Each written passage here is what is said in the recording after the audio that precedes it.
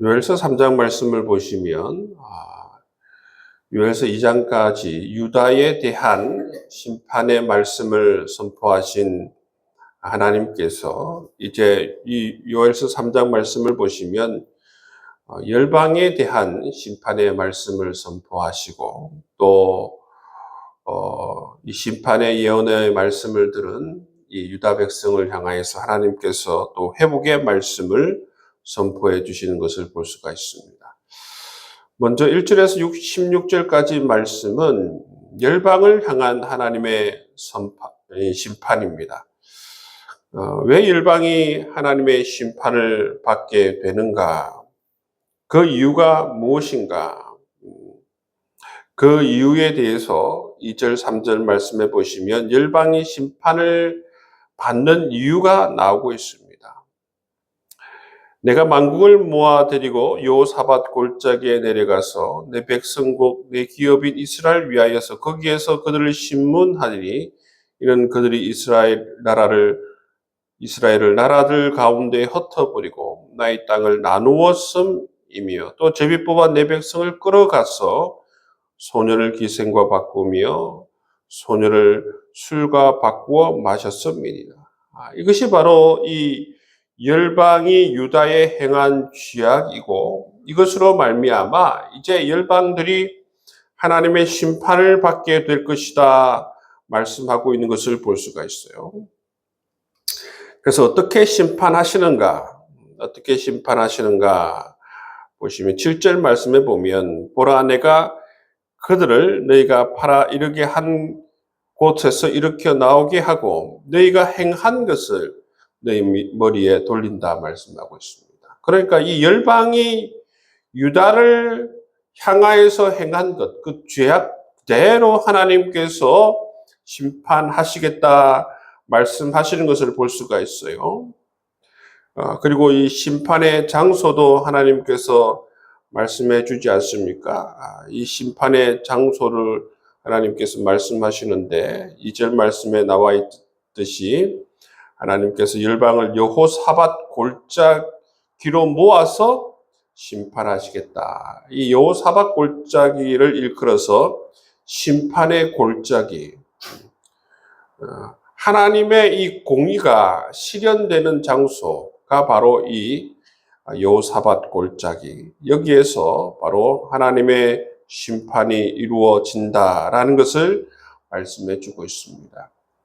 이렇게 하나님께서는 이 유다 백성들이 포로로 돌아올 때에 이처럼 하나님께서는 열방을 심판하시겠다 말씀해 주시는 것을 볼 수가 있습니다. 이어서 17절 이하의 말씀을 보시면 이 이스라엘을 다시 회복시키시는 말씀을 선포해 주고 있는 것을 볼 수가 있습니다.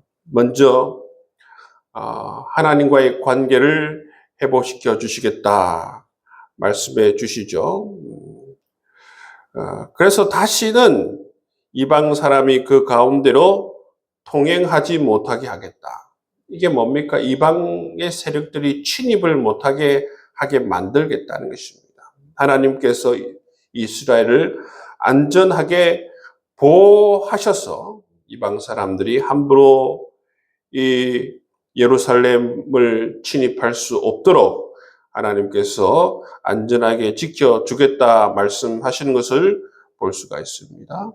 그리고 두 번째 하나님께서 베풀어 주시는 은혜는 뭐냐 하면 물질적으로 풍요롭게 해 주시겠다 말씀하십니다. 18절 말씀해 보시면 그날의 산들이 단 포도주를 떨어뜨릴 것이며 작은 산들이 젖어 흘릴 것이며 유다 모든 시내가 물을 흘릴 것이며 여호와의 성전에서 샘이 흘러나와서 시딤 골짜기에 되리라.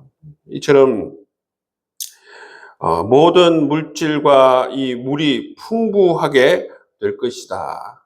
이전에 심판을 받을 때는 여러분 뭐라고 표현하고 있느냐 하면 에덴 동산 같은 이곳이 황무지가 될 것이다 말씀하셨죠. 그죠? 이제는 반대로 이 황무지와 같았던 이 예루살렘이 이처럼 기름지고 풍성한 물로 가득하게 될 것이다 말씀해 주고 있습니다. 그리고 이 19절에서 21절 말씀을 보시면 그들이 유다 자손에게 포악을 행하며 무지한 피를 그 땅에서 흘렸는데 이 자들이 이제 하나님의 심판을 받게 되고 대신 유다는 영원히 안전하게 이 예루살렘에 거하게 만드시겠다. 하나님께서 이처럼 하나님과의 관계를 회복시켜 주시고 이 물질적인 풍요를 허락하여 주시고 이스라엘 백성들이 영원히 이 땅에 거할 수 있도록 승리의 삶을 살아갈 수 있도록 하나님께서 만들어 주시겠다. 이렇게 이스라엘을 회복시켜 주신 하나님의 계획에 대해서 하나님께서 말씀해 주고 있는 것입니다. 여러분, 우리 하나님은 어떤 분인가 하면 첫 번째로 공의의 하나님이세요. 하나님은 반드시 죄를 물으시고 죄를 심판하십니다. 그것이 유다이든지 이처럼 이방이든지 하나님께서는 가리지 않고 반드시 그 죄를 물으시는 공의의 하나님이시라는 사실을 우리가 알 수가 있습니다. 그래서 하나님께서는 유다를 심판하시고 나서 징계하시고 나서 유다가 이처럼 이방 땅에서 돌아올 때에 유다를 괴롭혔던 이 이방 세력을 향하여서 하나님께서 죄를 물으시는 것을 볼 수가 있어요. 그래서 어떻게 보면 유다가 이방에 의해서 괴롭힘을 당하고 포로 생활을 하고 있을 때에 속으로는 참 억울하다. 왜 우리만 벌을 하는가? 우리보다 더 악한 저들을 왜 하나님께서 놔두시는가? 그렇게 생각할 수도 있어요. 이 바벨론 포로 생활이 70년 가량 있었지 않습니까? 그 가운데서 왜 이처럼 하나님께서 바벨론을 가만히 놔두시는가? 왜 우리만 이렇게 벌하시는가? 왜 우리만 이처럼 고통 가운데 하나님께서 거하게 하시는가? 왜 악인이 승리하는 것처럼 보이는가? 악인이 이처럼 왜 잘 되는 것처럼 보이는가? 여러분, 그렇게 억울하다고 이야기할 수 있죠. 근데 하나님께서는 유다만 벌하시는 것이 아니고 하나님께서는 죄를 반드시 물으십니다. 열방을 하나님께서 심판하시는 공의의 하나님이심을 오늘 말씀해 주고 있다는 것입니다. 우리는 어떤 상황 가운데에서도 악인이 승리하는 상황, 악인이 잘 되는 상황, 그런 상황이 여러분 우리의 삶에 보인다고 할지라도 우리는 이처럼 공의의 하나님을 신뢰하며 살아가야 될 줄 믿습니다. 뿐만 아니라 우리 하나님은 사랑의 하나님이세요. 언제나 보면 심판의 예언의 말씀을 하시죠. 유다를 향하여서 북이스라엘 향하여서 동일하게 하나님께서는 그 죄를 지적하시고 징계하시겠다. 심판을 물으시겠다 말씀하시죠. 그러나 여러분 하나님의 말씀을 읽으면 반드시 회복에 대한 말씀을 해주세요. 하나님께서는 반드시 회복시켜 주시겠다. 다시 은혜를 베풀어 주시겠다. 오늘도 여러분 요엘서 3장 말씀도 동일합니다. 이 공의의 하나님께서 이 유다를 향하여서 이스라엘을 향하여서 하나님께서 은혜를 베풀어 주시겠다 약속해 주시는 모습을 볼 수가 있는 것입니다. 공의를 행하시는 이유가 무엇인가? 여러분 반드시 여러분 죄를 묻고 억울한 사람들을 풀어주고 그것이 바로 공의입니다. 공의를 행해야만 이 우주에서 산 것들이 바로 잡힐 수 있고 변질된 하나님의 백성들이 다시 돌아올 수 있기 때문에 그렇습니다. 그렇기 때문에 하나님께서 공의를 행하시는 것이죠. 그리고 이처럼 하나님의 백성들을 향하여서 반드시 마지막에는 회복의 말씀을 선포하시고 회복시키시는 하나님이심을 우리가 바라볼 수 있는 것입니다. 우리 하나님은 이처럼 회복의 하나님이시고 사랑의 하나님이세요.